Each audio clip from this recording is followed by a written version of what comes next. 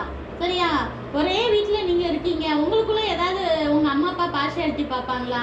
இந்த பிள்ளை தான் என் பிடிக்கும், இந்த பிள்ளைனா பக்கத்தில் என் பக்கத்தில் கூட வரக்கூடாது, உட்காரக்கூடாதுன்னு சொல்லுவாங்களா? இல்லை இல்லை, எல்லா பிள்ளையும் ஒன்று தானே அம்மா அப்பாவுக்கு. அதே போல் சர்ச்சில் எல்லாரும் ஒன்று தான். இவங்க பணக்காரன்னா ஒரு மாதிரி, ஏழைன்னா ஒரு மாதிரி, இப்படிலாம் பார்ஷியாலிட்டி யாருமே பார்க்கக்கூடாது. அதே போல் விசுவாசிகளும் ரொம்ப சந்தோஷமாக இருக்கிறாங்க, நல்லா இன்னசென்ட்டாக இருக்காங்க, எல்லாரும் ஒரு மனசாக சந்தோஷமாக இருக்காங்க. இப்படியெல்லாம் சபை மாறின பிறகுதான் அதுக்கடுத்து அற்புத அடையாளம்லாம் நடக்க ஆரம்பிக்குது. சரியா?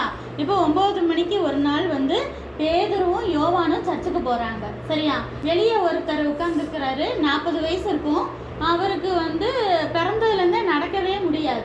அதனால அவர் பிச்சை எடுக்கணும்னு சொல்லிட்டு சர்ச்சுக்கு வெளியில் உட்கார வச்சுருக்காங்க. சரியா?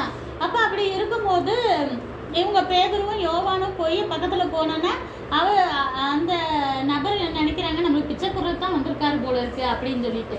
அவங்க சொல்கிறாங்க, இல்லை என்கிட்ட பொண்ணும் வெள்ளியும் இல்லை அப்படின்னு சொல்லிட்டு பேசும்போது, அப்புறம் ஏன் நம்மக்கிட்ட பேசுகிறாங்க அப்படின்னு சொல்லிட்டு நடக்க முடியாதவர் உத்து பார்க்குறாரு.